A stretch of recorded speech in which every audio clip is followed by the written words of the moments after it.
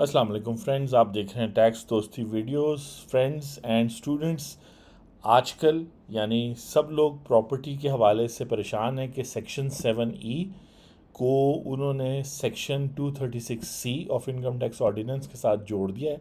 यानी ये circular number 1 मैं देख रहा हूँ जिसकी एक्सप्लेनेशन आपको और यूट्यूब चैनल्स पे भी टैक्स कंसल्टेंट्स कर रहे होंगे, लेकिन ये जो सर्कुलर है एक्सप्लेन कर रहे होंगे आपको। लेकिन इसके साथ एक और बहुत बड़ी परेशानी है जो आपकी नॉलेज में होना चाहिए। मैं सर्कुलर से पहले गो थ्रू होता हूँ और फिर इससे भी बड़ी यानी ये जो सर्कुलर सेक्शन 7E के बारे में कह रहा है कि बेसिकली सेक्शन 236C ये है कि जब कोई भी प्रॉपर्टी ट्रांसफ़र करता है सेल के टाइम तो उसको 3% टैक्स देना पड़ता है अगर वो ATL पे, और 6% टैक्स पे करना पड़ता है अगर वो नॉन फाइलर है जब वो सेल कर रहा होता है। तो फाइनेंस एक्ट 2022 में सेक्शन 7E ऐड हुआ था कि जिसके पास भी प्रॉपर्टी 2 करोड़ 50 लाख से ज़्यादा की है उस पे उसने 1% जो है उस पे टैक्स देना है। जिसका मतलब ये बना कि अगर 7 करोड़ की प्रॉपर्टी है तो 7 लाख रुपए टैक्स होगा। अब फाइनेंस एक्ट 2023 जो पिछले दिनों पास हुआ है उसमें सेक्शन 236 में एक सेक्शन सब सेक्शन ऐड किया गया जिसके थ्रू सेक्शन 7E को लिंक कर दिया गया है कि कोई भी शख्स अपनी प्रॉपर्टी पाकिस्तान में बेच नहीं सकेगा, कोई भी सेलर, जब तक उसने अपनी टैक्स लाइबिलिटी सेक्शन 7E के तहत टैक्स ईयर 2022 के लिए पे ना कर दी। और यहाँ उन्होंने डिफरेंट सिनेरियोज बताएं कि अगर आप एक्टिव टैक्स पेयर हैं और आप 2022 की रिटर्न आपने फाइल की है और साथ में सेक्शन 7E का पूरा टैक्स, यानी अगर 7 करोड़ की आपकी प्रॉपर्टी है एक्सक्लूजन्स के बाद, तो आप जो है फिर क्या करेंगे, फिर भी आप प्रॉपर्टी बेच नहीं सकते। फिर आपने बेसिकली फॉर्म ए फिल करना है, ठीक है जी। और वो फॉर्म ए इस तरह फिल करेंगे कि वो जाएगा कमिश्नर इनलैंड रेवेन्यू से, वहाँ से इजाज़त ली जाएगी, वो इजाज़त देंगे और ये फॉर्म जो है 7 दिनों में आपको मिलेगा। अगर वो प्रॉपर्टी मल्टीपल लोग होल्ड कर रहे हैं और उनमें कुछ फाइलर हैं कुछ नॉन फाइलर हैं तो फिर तो एक खिचड़ी पक जाएगी कि फाइलर्स जो हैं वो फॉर्म फिल करके देंगे और जो नॉन फाइलर्स हैं वो जितना भी टैक्स बनता है 7E के तहत वो एक स्पेशल पेमेंट चलान जो E.FBR पे अवेलेबल है उसको फिल करके अपना पार्ट, बेशक वो फाइलर ना हो, उन्हें पे करना पड़ेगा, तब इजाज़त मिलेगी। और ये जो फॉर्म है वो आप देख सकते हैं कि ये कमिश्नर के पास जाएगा। इसका मतलब है कि आप जो भी प्रॉपर्टी बेच रहा है, ख़ासतौर पे अगर आपने उसको डिक्लेयर की हुई है टैक्स ईयर 2022 में, तो ये डिटेल्ड फॉर्म भरना है। लेकिन अब इस प्रॉब्लम से भी बड़ा एक और problem finance act 2023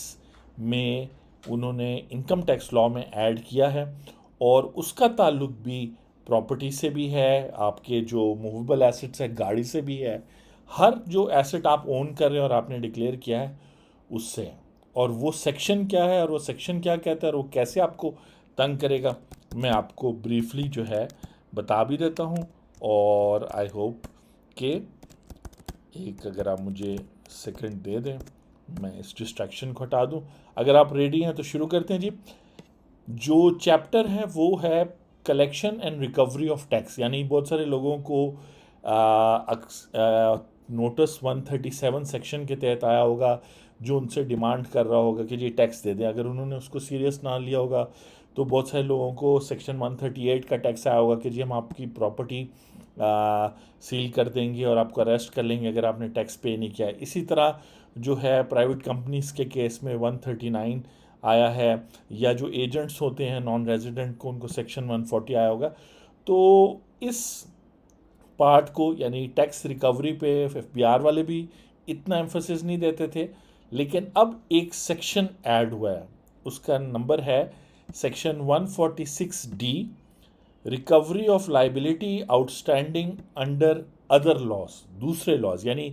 income tax law में एक सेक्शन ऐड हुआ है और अब मैं इसको एक्सप्लेन करूंगा अगले 1 मिनट में। और फिर इसके कॉन्सिक्वेंसेस आप देखें कि अब आपको हर चीज़ के लिए जो है ना कमिश्नर के पास जाना भी पड़ेगा और आपके जितने भी एसेट्स हैं, चाहे मूवेबल हैं, गाड़ी है, प्रॉपर्टी है,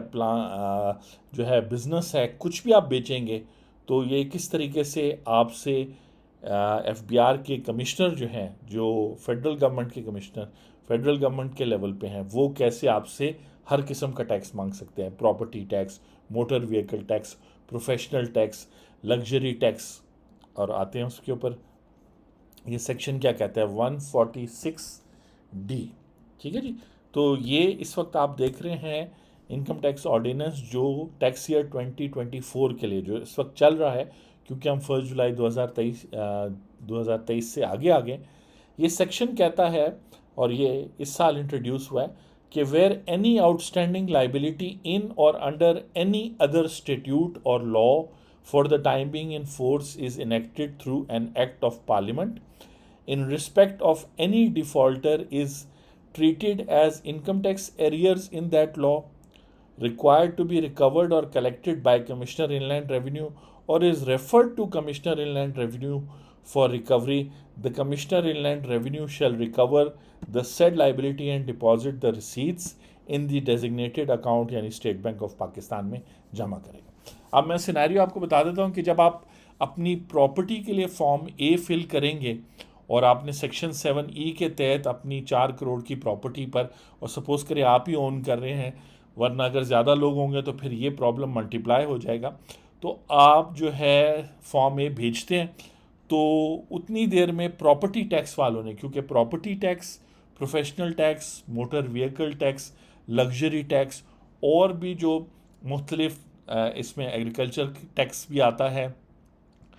इस सब के जो आपके आउटस्टैंडिंग रेवेन्यू होगा, बहुत सारे लोगों ने प्रॉपर्टी टैक्स नहीं पे किया हुआ, बहुत सारे लोगों ने कई सालों तक मोटर व्हीकल टैक्स नहीं पे किया हुआ, आजकल महंगाई का जो हिसाब, तो वो सब इंफॉर्मेशन कमिश्नर इनलैंड रेवेन्यू तक पहुंच गई होगी। यानी कि ये जो थर्ड सेक्शन है, फर्स्ट में तो ये है ना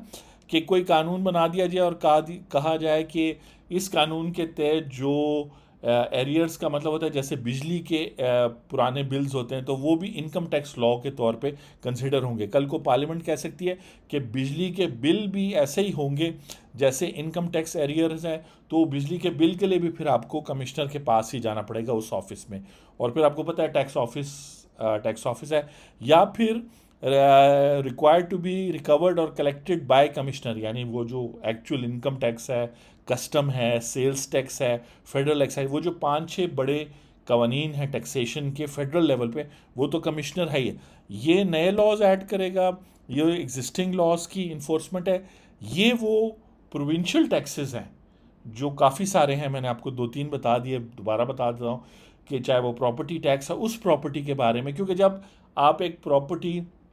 फॉर्म ए पे भरेंगे कि मैं सेल कर रहा हूँ, तो डेफिनेटली इस सेक्शन के होते हुए हर कमिश्नर जो है बैकग्राउंड चेक करेगा। और आपको पता है आजकल आयरस के पोर्टल पे सारे लिंक्ड हैं, यानी कि प्रॉपर्टी टैक्स लिंक्ड है एफबीआर के साथ, नादरा के साथ, बैंक अकाउंट्स के साथ। तो इस तरीके से सिटिंग डक्स जिसको कहते हैं, यानी आप जो है एक सिंपल काम करने जाएंगे तो एक पंडोरा बॉक्स खुलेगा,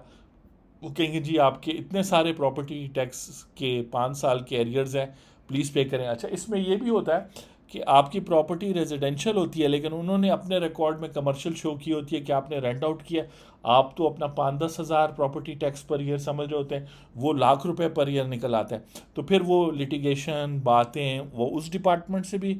और ये रोक देगा कमिश्नर के जी जब तक आप प्रॉपर्टी टैक्स क्लियर नहीं करेगा। मोटर व्हीकल टोकन टैक्स का भी यही मामले हैं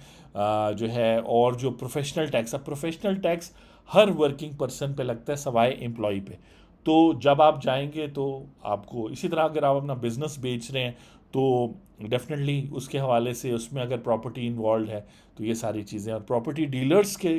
तो बहुत सारे चक्कर लगेंगे, और प्रॉपर्टी एजेंट्स के, और वो लोग जो प्रॉपर्टी होल्ड करते हैं और प्रॉपर्टी एज अ बिज़नेस कर रहे हैं, और जब वो जाएंगे तो उनसे सबसे पहले कमिश्नर तो पूछेगा जी आप DNFBP पे क्यों नहीं registered, designated non banking finance business and professional पे रजिस्टर्ड क्यों नहीं है, जिस पे हमने कल भी जो आयरस का मेन्यू है नया, उस पर हमने वीडियो बनाई है। तो वो सबसे पहले तो इतने सारे अकाउंटेंट से और लोगों से पूछेंगे जी ये प्रॉपर्टी आप बेच तो रहे हैं, आप एज प्रॉपर्टी डीलर DNFIB पे रजिस्टर्ड क्यों नहीं है, आयरस पे आपको तो फौरी तौर पे रजिस्टर होना है, तब ये प्रॉपर्टी आप सेल करेंगे, बाय करेंगे। तो सारी ट्रैफिक जो है अब वो टैक्स हाउस की तरफ डाइवर्टेड होगी। आप समझते थे कि सेक्शन 7E के तहत जो है वो होगी, और ये फॉर्म ए के लिए होगी। ये फॉर्म ए जो है स्टार्टिंग पॉइंट है, जहाँ पर आपने उसको बता दिया कि जी ये प्लॉट है मेरा, इतने कनाल है, और ये मेरा ये एड्रेस हो गया 7E पे, मैं पे कर चुका हूँ ऑलरेडी। अगर नहीं पे किया तो फिर तो नया कैश फ्लो और नया प्रॉब्लम होगा। और अगर नॉन फाइलर हैं आप, तो फिर तो जाहिर बात है कि उनके पास बहुत सारा डेटा होगा, आपकी प्रीवियस ट्रांजैक्शन होगी। आप अभी जाके एफबीआर मालूमात पे देख लें कि आपके बारे में कितनी सारी उनके पास ट्रांजैक्शन है। वो वन बाय वन पूछेंगे कि जी ये स्कूल की फ़ीसों पे जो डिडक्शन हो रही थी, ये पैसे कहाँ से आए, ये जो आपने एसेट ओरिजिनली ख़रीदा था, ये कैश पे ख़रीदा, वो कैसे, इस पर क्यों नहीं डिडक्शन हुई, अगर हुई तो ये पैसे कहाँ से आए। तो टैक्स वाले भी टैक्स दोस्ती वीडियोस देखते हैं, तो अब तो इतना उनको भी आइडिया हो गया कि क्या सवाल पूछने क्या नहीं सवाल पूछने। तो आई होप कि ये आपके लिए इन्फॉर्मेटिव रहा। लेकिन अब आप देख लें, जैसे टैक्स दोस्ती में मैं तो पिछले 2-3 सालों से कह रहा हूँ कि एक्सेसिव टैक्सेशन हो रही है, और जो प्रोसीजर्स बनाए जा रहे हैं वो बिल्कुल टैक्स पेयर को हरास करने के लिए है। तो इस वीडियो का नाम भी है FBR harassment coming your way, and 101 ways that FBR will now keep on knocking at your door। मैं हूँ आपका टैक्स दोस्त और टैक्स होस्ट एंथनी विलियम्स। आपसे नेक्स्ट वीडियो में मुलाकात होती है। Thank you.